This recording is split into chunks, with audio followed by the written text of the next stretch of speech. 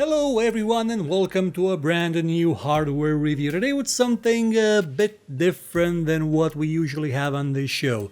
We have this, the Hori Tactical Assault Commander Pro, the TAC Pro for short. And you may wonder, well, what is this? It looks like a half a keyboard, and you would be wrong.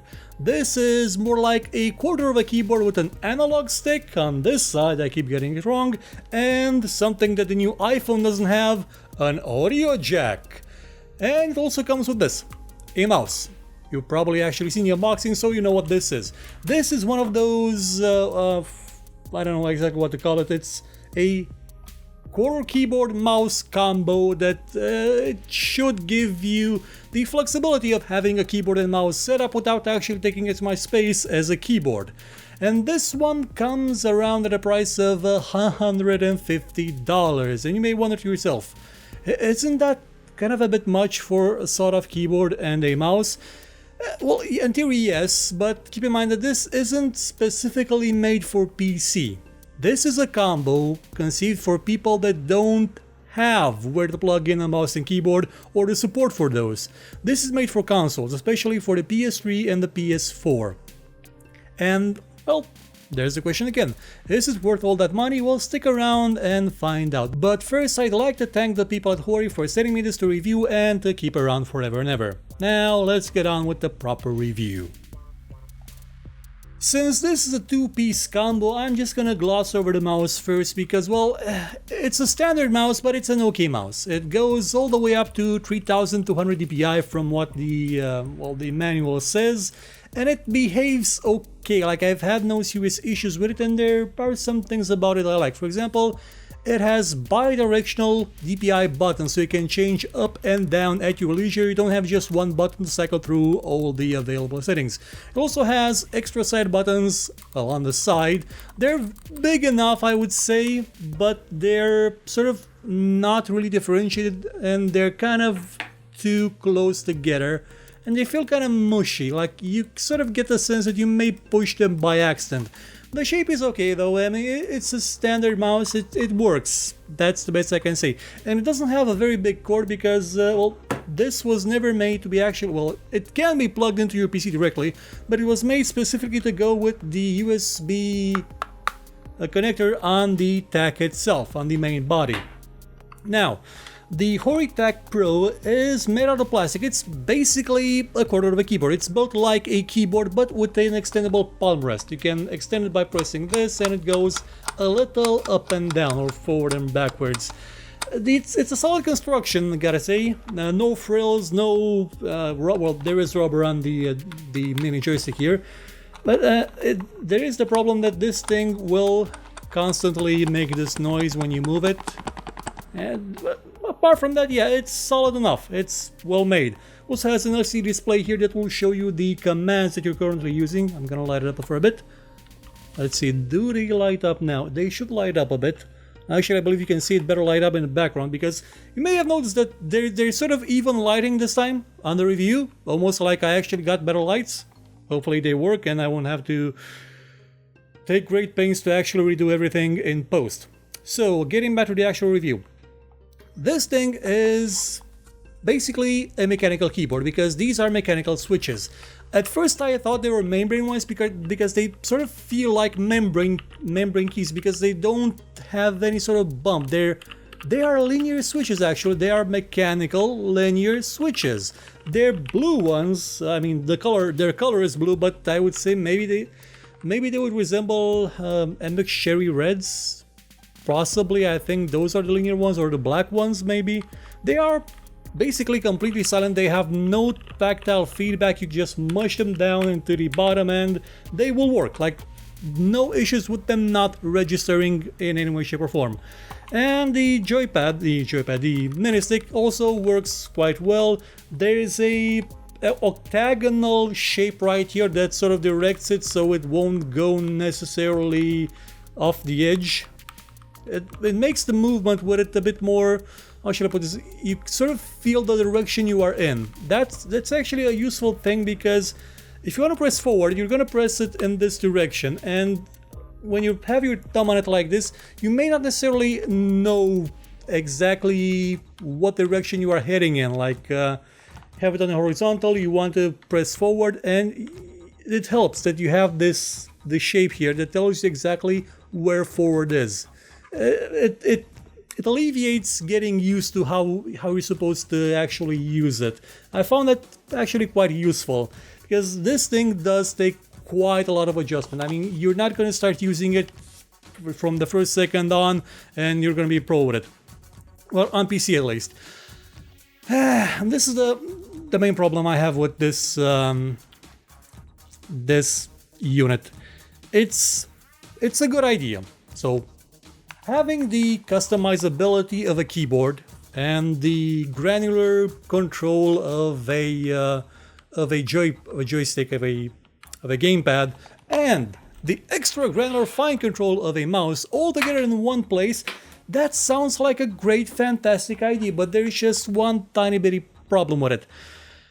There are no games there's no operating system that supports that kind of input, honestly, so you're not going to be able to use it in its native form with all features enabled. So you're basically going to be using it as a gamepad that emulates one of the sticks using the mouse, or you're going to be using it as a keyboard, and this as a normal mouse. And if you use it as a keyboard, then all sort of granularity, all sort of control disappears from the mini-stick, from the joystick.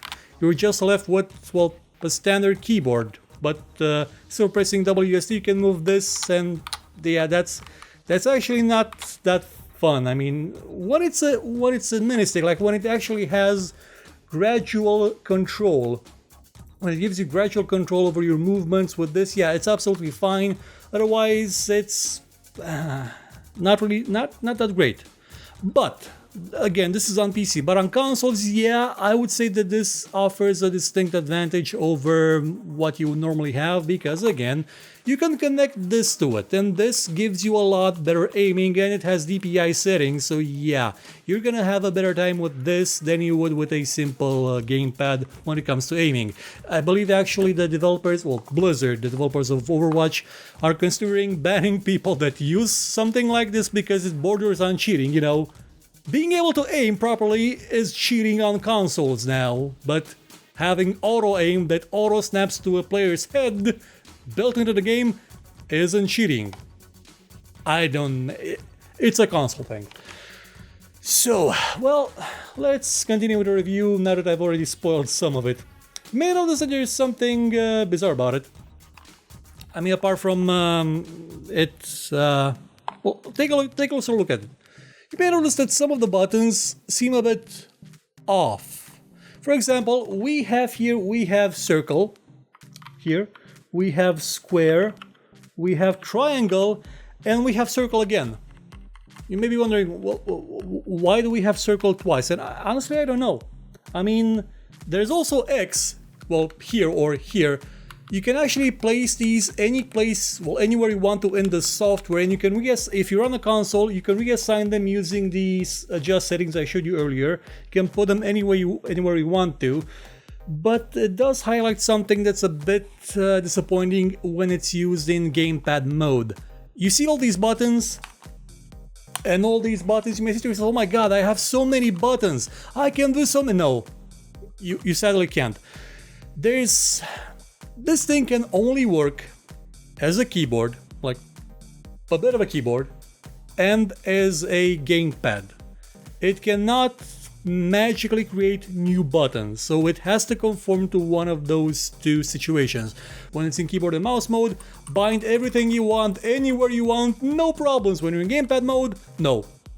When you're in gamepad mode, some of these buttons like click, right click, these ones, middle click, yeah, these will be taken out of this. So these will have shared buttons with this, you will have limited control. Also, you won't be able to use necessarily all of them when you're in gamepad mode because some of them are they're modifiers. For example, this is the walk modifier if you want to use the analog of WSD instead of the mini stick to move. You also have the quick. I believe this was the quick scope or something. I don't remember. You also have the touchpad, like this, the PS4 touchpad thing. I mainly use this for ejecting MechWarrior Online because, like I say, styling-wise, I like it, but functionality-wise, on a PC, with the games I play, success with it has been rather limited. It's not what you would call a great experience, but again, on PC compared to, you know, having a mouse and a keyboard to use normally. But on consoles, again, you may actually have a use for this, but can't really say much about it in terms of being useful on PC. Yeah, it saves space, gotta say, it saves space absolutely. Guaranteed it will save space, you will have no problems with it. You can also put multiple profiles on this, like you have 3 profiles, there's some of them built in that you can set into the software. You can change a lot of things, you can change the functionality of the D-pad, well the D-pad, the arrow keys here and the mini stick. You can switch them around, change them around, but yeah, for the most part I wasn't really all that impressed with it, the way it works by default. By default. Because again, like I said, there are no games that will let you use when you connect this to this, there's no game that will let you use this as a mouse and this as a gamepad. You'll use this as an extension of the gamepad and this as the rest of the gamepad. But let's say you use this as a mouse, as in you connected this to your PC, or you can use your regular mouse and then you can use this as a gamepad. Well, that changes things a bit because now you're gonna have dedicated buttons on the mouse for mouse things, you know, aiming, shooting, and you're gonna have all the rest of the buttons that are gonna do just what they do. Like you're gonna have your triggers, your actually you don't have progressive triggers with this. The progressive triggers are basically on, well, they're not on the mouse, but you can put them on the axis of the mouse if you want, if you're that crazy. No, doesn't have progressive triggers, sadly, but you do have the ability to use this as a gamepad along with the very useful snipe function in combination with a normal mouse, and that will actually generate a better experience in gaming. For example, in MechWarrior Online, I can use this for movement, like to move my mech around and still have the fine aim of a mouse and all my control fire groups on a mouse. But I'm gonna have every key I want, every configuration I want right here. Though there is a problem of it won't, well, I'm not sure if it won't switch the aiming when you press the thingamabob here. Like it won't change the DPI for your mouse, it will just change the DPI for its mouse. So yeah, that is a bit of a disadvantage, but you can put something else on this, like, I don't know, well, if I use this for eject, not really sure what I use this for after I switch for the mouse, maybe, well yeah, I think it was for thermal vision or something. Still, it's a useful thing to have, maybe, possibly. Again, getting used to this was kind of difficult, and it's, honestly, on PC, you're probably better off with a simple mouse and keyboard or with the gamepad. Because let's face it, games that are gonna be playable with a gamepad, I don't know, Bayonetta, the new Bayonetta. Bayonetta is out on PC. You're not gonna play it with this. Fighting games, not gonna play it with this. MechWarrior Online, maybe. And that's a bit of a stretch. Like, I was not comfortable using this in actual combat where my ranking would actually drop if I lost, because, well, using the stick for moving a mech is a bit more different than using it for moving a character, on account of all the strafing that you have to do, and you know, it's a bit like you don't strafe with a mech, so you don't go from side to side, you turn and you move around, and it's a trial thing. It's, in hindsight, it probably wasn't the best game to use this thing the most in. It's mainly built for first-person shooters. That's kind of it. Oh, also RTS. This could actually work well with RTS on a console. You know, something like Halo Wars, which, well, sadly, this wouldn't work on Halo Wars because that's not on PS4. Are there any RTS games on PS4? I don't think so. Are there? There should be. Like, with something like this, yeah, it would be playable because you'll have one axis on this, and you'll very easily be able to move this with great speed and issue commands, and it will work properly. But I don't think there's any RTS games on PS4 or PS3, unless you count Brutal Legend, but that was more of a third-person action. It's sort of like Sacrifice action combined with RTS. So, is it worth the $150? No, no. There is probably others. Well, I know Hori makes other solutions that are cheaper than this. There is one that just combines half a gamepad with a mouse. Not really sure of the practicality of it, but hey, it's cheaper than this.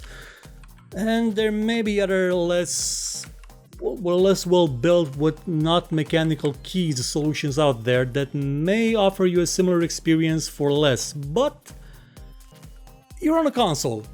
You don't have access by default to a mouse and a keyboard, so you don't have fine aiming. Well, the mouse especially, that's the important bit. You don't have fine aiming, so yeah.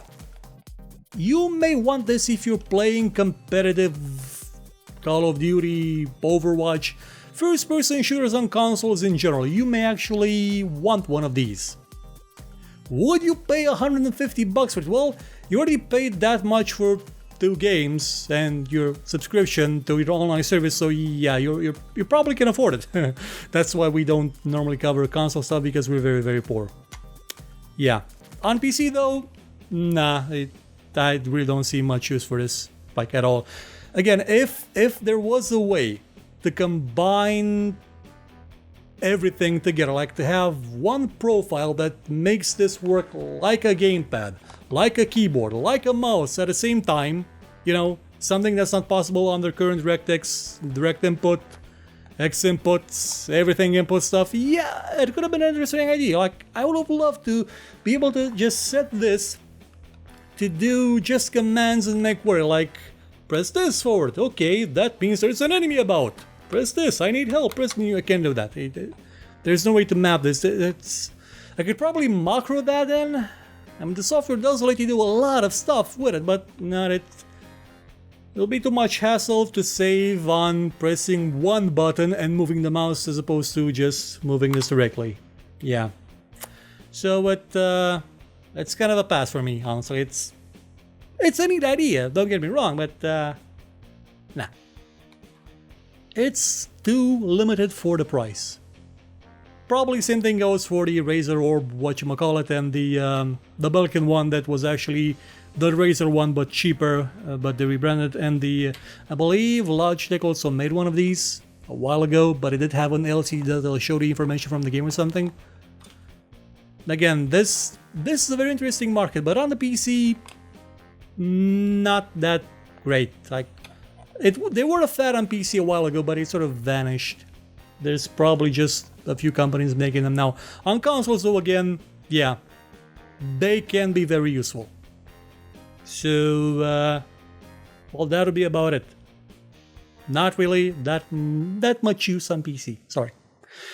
Well, that's about it. So again, check out other shows if you like them. I should be back with a new hardware review soon of, or maybe the phone. I'm guessing the phone, probably, I'm not sure, maybe.